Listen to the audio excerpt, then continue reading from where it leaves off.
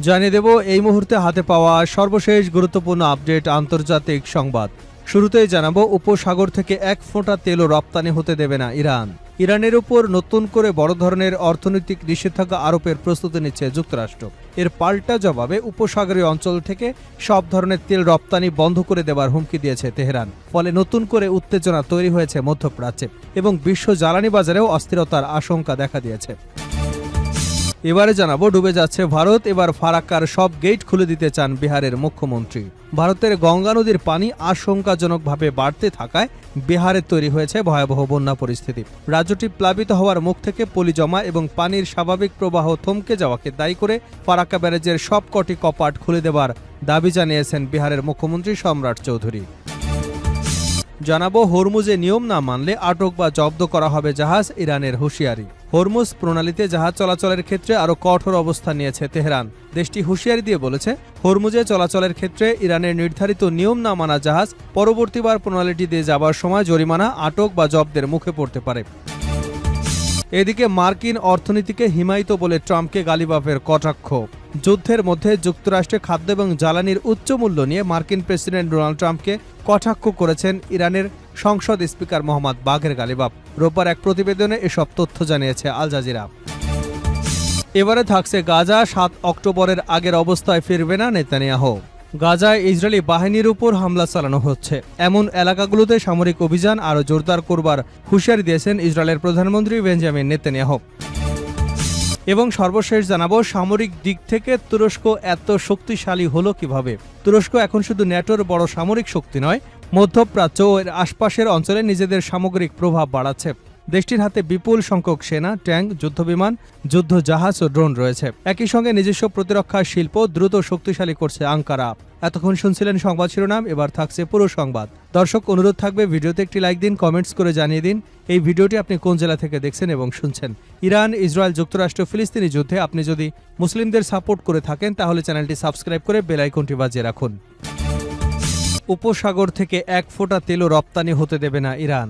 ইরানের উপর নতুন করে বড় ধরনের অর্থনৈতিক নিষেধাজ্ঞা আরোপের প্রস্তুতি নিচ্ছে যুক্তরাষ্ট্র।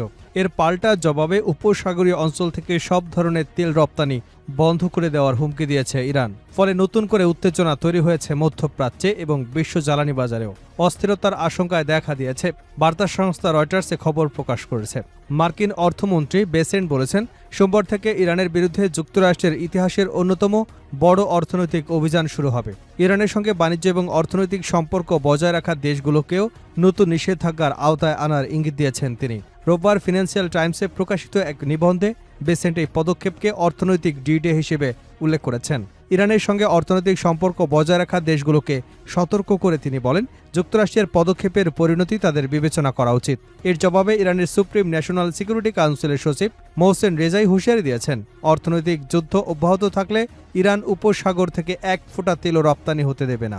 রেজাই সামাজিক যোগাযোগ মাধ্যমে বলেন, হরমুজ প্রণালী কিংবা পারস্য উপসাগরের অন্য কোনো পথে তেল রপ্তানি হতে দেওয়া হবে না। ইরানের বিরুদ্ধে যুক্তরাষ্ট্রের অর্থনৈতিক যুদ্ধে কোনো দেশ অংশ নিলে বা সহায়তা করলে সেটিকেও যুদ্ধের কর্মকাণ্ড হিসেবে বিবেচনা করবে তেহরান। ইরানের এই হুমকির কারণে বিশেষভাবে গুরুত্বপূর্ণ হয়ে উঠেছে হরমুজ প্রণালী। বিশ্বের অন্যতম গুরুত্বপূর্ণ এই নৌপথ দিয়ে বিপুল পরিমাণ জ্বালানি পরিবহন করা হয়। চলমান সংঘাতের কারণে এরই মধ্যে সেখানে জাহাজ চলাচল প্রায় স্থবির হয়ে পড়েছে এবং বিশ্ববাজারে জ্বালানির দামের উপর চাপ তৈরি হয়েছে। ইরানের অর্থনীতির নতুন নিষেধাজ্ঞার আগেই চাপে ছিল উচ্চ মূল্যস্ফীতি, দুর্বল মুদ্রা, জ্বালানি সংকট, দীর্ঘদিনের আন্তর্জাতিক নিষেধাজ্ঞার পাশাপাশি চলমান যুদ্ধে দেশটির অবকাঠামো ক্ষতিগ্রস্ত হয়েছে, বাণিজ্য এবং উৎপাদন ব্যাহত হয়েছে। এদিকে যুক্তরাষ্ট্র ও ইরানের মধ্যে সরাসরি আলোচনা দীর্ঘদিন ধরে বন্ধ রয়েছে। জুনে সুইজারল্যান্ডে সর্বশেষ মুখোমুখি আলোচনা হয়েছিল। এরপর কাতার, পাকিস্তান, তুরস্ক সহ কয়েকটি দেশ সংঘাত কমিয়ে কূটনৈতিক সমাধানের চেষ্টা চালিয়ে যাচ্ছে। এর অংশ হিসেবে পাকিস্তানের সেনাপ্রধান আসিম মনির সোমবার তেহরান সফর করবেন বলে জানিয়েছে ইরান। আলোচনায় আঞ্চলিক নিরাপত্তা এবং যুক্তরাষ্ট্রের নতুন নিষেধাজ্ঞার বিষয়টি গুরুত্ব পাবে। ডুবে যাচ্ছে ভারত, এবার ফারাক্কার সব গেট খুলে দিতে চান বিহারের মুখ্যমন্ত্রী। ভারতে গঙ্গা নদীর পানি আশঙ্কাজনকভাবে বাড়তে থাকায় বিহারে তৈরি হয়েছে ভয়াবহ বন্যা পরিস্থিতি। রাজ্যটি প্লাবিত হওয়ার মুখে পলি জমা এবং পানির স্বাভাবিক প্রবাহ থমকে যাওয়াকে দায়ী করে ফারাক্কার ব্যারেজের সবকটি গেট অবিলম্বে খুলে দেওয়ার দাবি জানিয়েছেন বিহারের মুখ্যমন্ত্রী সম্রাট চৌধুরী। ভারতীয় বার্তা সংস্থা ANI এর প্রতিবেদনে জানা যায়, রোববার পশ্চিমবঙ্গের মুখ্যমন্ত্রী শুভেন্দু অধিকারীর সঙ্গে কথা বলে ফারাক্কার সবকটি জলকপাট খুলে দেবার অনুরোধ জানান সম্রাট চৌধুরী। তিনি জানান, উজান থেকে নেমে আসা পানির চাপে বিহারের একাধিক অঞ্চল পানির নিচে চলে যাওয়ার উপক্রম হয়েছে। ফারাক্কার সব গেট খুলে দিলে গঙ্গার পানি প্রবাহ দ্রুত স্বাভাবিক হবে এবং বিহারের চরম বন্যা পরিস্থিতির নিয়ন্ত্রণে আনা সম্ভব হবে। বিষয়টি নিয়ে সামাজিক যোগাযোগ মাধ্যমে এক্সে দেওয়া এক বার্তায় মুখ্যমন্ত্রী সম্রাট চৌধুরীর নাম উল্লেখ করেন। বিহারে বন্যা পরিস্থিতির অবনতি হয় তিনি পশ্চিমবঙ্গের মুখ্যমন্ত্রীর সঙ্গে কথা বলেছেন। শুভেন্দু অধিকারী এ বিষয়ে দ্রুত কার্যকর ব্যবস্থা নেওয়ার আশ্বাস দিয়েছেন বলে জানান তিনি। এদিকে ফারাক্কা বাঁধকে কেন্দ্র করে উজান ভাটির পানির প্রবাহ এবং পলি জমার সংকটের মধ্যেই 1996 সালের ভারত বাংলাদেশ গঙ্গা পানি বন্টন চুক্তি নিয়ে নতুন করে প্রশ্ন তুলেছেন বিহার থেকে নির্বাচিত জনতা দল ইউনাইটেড সংসদ সদস্য সঞ্জয় ঝা। আগামী ডিসেম্বরে এই চুক্তির 30 বছর পূর্ণ হতে চলায় কেন্দ্রটিকে বিষয়টি পুনরায় বিবেচনা করবার আহ্বান জানিয়েছেন তিনি। সঞ্জয় ঝা স্পষ্ট করে জানিয়েছেন, 90-এর দশকে চুক্তিটি করার সময় বিহারের পানি নিষ্কাশন এবং সার্বিক স্বার্থকে উপেক্ষা করা হয়েছিল। আগামী ডিসেম্বরে চুক্তির মেয়াদ শেষ হতে চলায় বিহারের স্থানীয় স্বার্থ বা বন্যা নিয়ন্ত্রণকে গুরুত্ব না দিয়ে যেন গঙ্গা চুক্তির মেয়াদ নবায়ন না করা হয় সে বিষয়ে কেন্দ্রীয় সরকারের জরুরি হস্তক্ষেপ দাবি করেন এই সংসদ সদস্য। হরমুজে নিয়ম না মানলে আটক বা জব্দ করা হবে জাহাজ, হুঁশিয়ারি ইরানের। হরমুজ প্রণালীতে জাহাজ চলাচলের ক্ষেত্রে আরও কঠোর অবস্থা নিয়েছে ইরান। দেশটি হুঁশিয়ারি দিয়ে বলেছে, হরমুজে চলাচলের ক্ষেত্রে ইরানের নির্ধারিত নিয়ম না মানা জাহাজ পরবর্তীবার প্রণালীটি যাবার সময় জরিমানা অথবা আটক অথবা জব্দের মুখে পড়তে পারে। এমনকি নিয়ম লঙ্ঘনকারী জাহাজগুলোকে সহযোগিতা করা জাহাজগুলোকেও শাস্তির তালিকায় যুক্ত করবার কথা বলা হয়েছে। এমন অবস্থায় উপসাগরীয় অঞ্চলে পণ্য আনা নেওয়ার কাজে নিয়োজিত কোম্পানিগুলোকে কোনো জাহাজ ভাড়া করার আগে নিয়ম লঙ্ঘনে ভবিষ্যতে তালিকাভুক্ত জাহাজগুলোর হালনাগাদ তালিকা দেখে নেওয়ার পরামর্শ দিয়েছে ইরানি কর্তৃপক্ষ।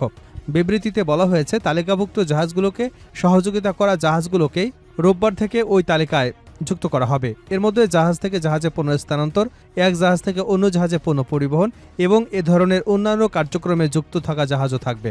তালিকা থেকে কোনো জাহাজের নাম বাদ দিতে হলে সংশ্লিষ্ট কর্তৃপক্ষের কাছে আনুষ্ঠানিক আবেদন করতে হবে। আবেদনের তালিকা থেকে নাম বাদ দেওয়ার কারণও উল্লেখ করতে হবে বলে জানানো হয়েছে। হরমুজ প্রণালীতে নৌ চলাচলের ভবিষ্যৎ নিয়ে যুক্তরাষ্ট্র এবং ইরানের মধ্যে আলোচনার অচল অবস্থার মধ্যে ইরানের পক্ষ থেকে এমন হুঁশিয়ারি দেওয়া হলো। মার্কিন অর্থনীতিকে হিমায়িত বলে ট্রাম্পকে গালিবাফের কটাক্ষ। যুদ্ধের মধ্যে যুক্তরাষ্ট্রে খাদ্য এবং জ্বালানির উচ্চমূল্য নিয়ে মার্কিন প্রেসিডেন্ট ডোনাল্ড ট্রাম্পকে কটাক্ষ করেছেন ইরানের সংসদ স্পিকার মোহাম্মদ বাগের গালিবাফ। রোববার এক প্রতিবেদনে এসব তথ্য জানিয়েছে আল জাজিরা। সামাজিক যোগাযোগ মাধ্যম এক্সে দেওয়া এক পোস্টে যুক্তরাষ্ট্রে মাংসের দাম নিয়ন্ত্রণে ট্রাম্পের সাম্প্রতিক পদক্ষেপকে ব্যঙ্গ করেন তিনি। গালিবাফ লেখেন, মাংসের দাম কমাতে কম শুল্কে 3 টন সস্তা গ্রাউন্ড বিফ আমদানির সিদ্ধান্ত নেওয়া হয়েছে। হিমায়িত মাংস আমদানি করে মাংসের দাম ঠিক করা ঠিক আছে, এটা হয়তো কাজ করতে পারে। এরপর যুক্তরাষ্ট্রের অর্থনীতির অন্যান্য সংকটের প্রসঙ্গ টেনে ইরানের এই নেতা প্রশ্ন তোলেন, বন্ডের জন্য কি হিমায়িত সুদ আমদানি করা হবে? আবাসন খাতে কি হিমায়িত ক্রেতা আনা হবে? মজুরির জন্য কি হিমায়িত বেতন দেওয়া হবে?